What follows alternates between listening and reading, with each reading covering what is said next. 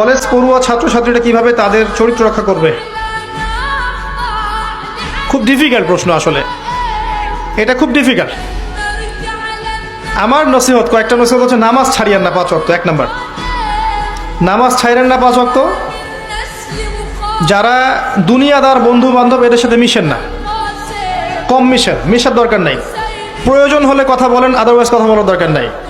আপনাদের ফ্রেন্ড সার্কেলের মধ্যে যারা একটু ইমানদার, নামাজ কালাম পড়ে, এদের সাথে মেশেন, এদের সাথে মেশেন। পড়াশোনায় বেশি ব্যস্ত থাকেন, এত বেশি পড়াশোনায় ব্যস্ত থাকেন যেন অন্য চিন্তা আপনার মধ্যে আসতে না পারে, ঠিক আছে? আর এই যে স্মার্টফোন কম চালান, ইউটিউব কম দেখেন, ফেসবুকে যায় না বেশি। আপনি বই পড়েন, খেলাধুলা করেন। শোনেন, খেলাধুলা করেন। আমি জানি এর কিছু ক্ষতিকর দিক আছে, বাট এটা এখন অন্য ক্ষতিকর দিকের চেয়ে বেশি ভালো। এই যে পর্ন দেখা, আপনার মাদকদ্রব্য সেবন করা, আড্ডাবাজি করা, পাবজি খেলা, টিকটক করার চেয়ে ক্রিকেট খেলা অনেক ভালো আছে। আপনি মাঠে খেলেন, ফুটবল খেলেন, জিমে যান, ব্যায়াম করেন, এগুলো করেন।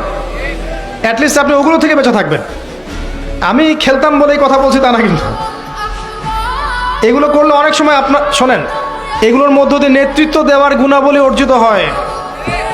জানেন কি, নবী সাল্লাল্লাহু আলাইহি ওয়াসাল্লাম যখন ছোট ছিলেন একদম, তাকে দুরন্ত পরিবেশে নিয়ে যাওয়া হয়েছিল, ওই যে মরুভূমির ইয়াতে, বেদুইনদের কাছে। সেখানে তিনি ভাষা শিখেছেন, খেলেছেন, শারীরিক গঠন শক্ত হয়েছে। খেলাধুলা করেন, তাও ভালো, ফুটবল খেলেন, এমন খেলা খেলেন যেটাতে আপনার শরীরের কসরত হবে। তাই বলো যে অনলাইনে লুডো খেলতে বসে যান না, এগুলো খেলা যাবে না। এমন খেলা খেলেন, শীতকাল এসেছে, আপনি ব্যাডমিন্টন খেলেন, আধা ঘন্টা খেলেন, ফিজিক্যালি আপনি ফিট থাকবেন। আর ফিজিক্যালি ফিট থাকার দরকার আছে আপনার। শোনেন, যারা খেলাধুলা নিয়মিত করে, আধা ঘন্টা 1 ঘন্টা করে, এবং এই খেলাধুলার সময় আপনার যেন নামাজ ছুটে না যায়, কাপড় যেন সতর নষ্ট না হয়, খেলতে খেলতে জিকির করা যায় না, সুবহানাল্লাহ আলহামদুলিল্লাহ বলা যায় না, যাবে, জিকির করতে পারবেন আপনি। আপনি খেলেন, শারীরিক পরিশ্রম করেন, দেখবেন আপনার শারীরিক কসরতের কারণে আপনার ঘুমটা ক্লিয়ার হবে এবং আপনার ক্ষুধা বাড়বে, আপনার ক্ষুধা বাড়বে, খাবার রুচি বাড়বে। আপনি খাবেন বেশি, তখন ব্যায়াম করবেন, ফিজিক্যালি স্ট্রং হবেন এবং ঘুমাবেন ক্লিয়ার, মাথা ফ্রেশ থাকবে, তখন পড়াশোনা করলে মন বসবে।